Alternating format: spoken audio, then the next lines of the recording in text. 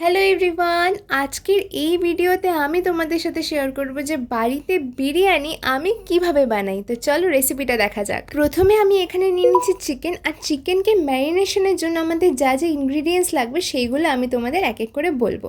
তো এখানে আমি একটা শর্ট লিস্ট করে তোমাদের স্ক্রিনের সামনে দেখিয়ে দিয়েছি।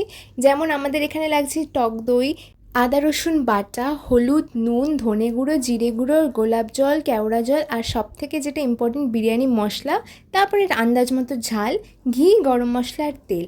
যা যা আমাদের মাংস ম্যারিনেট করতে লাগে আমি এখানে তাইগুলোই ব্যবহার করেছি। তারপর এখানে আমি ভাতটা বসিয়ে দিয়েছিলাম, আর এখানে আমি চালটা ব্যবহার করেছিলাম বাসমতি রাইস, তোমরা চাইলে দেরাদুন রাইসও ইউজ করতে পারো। তারপর আমি এখানে মাংসর জন্য আগে পেঁয়াজটা ভাজা ভাজা করে নিলাম, আর কিছুটা তুলে রেখেছিলাম বেরেস্তার জন্য। দেন এক এক করে ম্যারিনেশনের মাংসগুলো আমি কড়াইতে দিয়ে দিলাম। ভালো করে কষে যাওয়ার পরে ওর মধ্যে আমি আলু দিয়ে দিচ্ছি।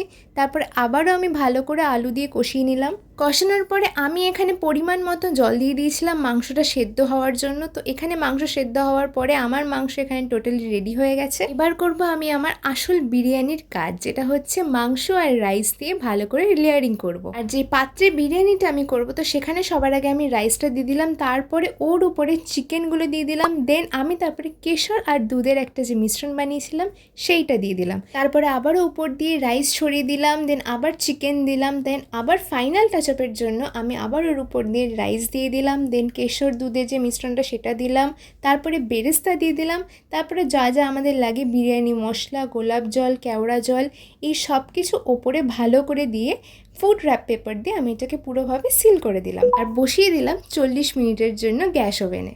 তারপর এদিকে আমার বিরিয়ানি যখন কমপ্লিট হয়ে গেল, তোমরা দেখতেই পাচ্ছ যে রঙটা কতটা সুন্দর হয়েছে, আর খেতেও কিন্তু খুব ভালো হয়েছিল।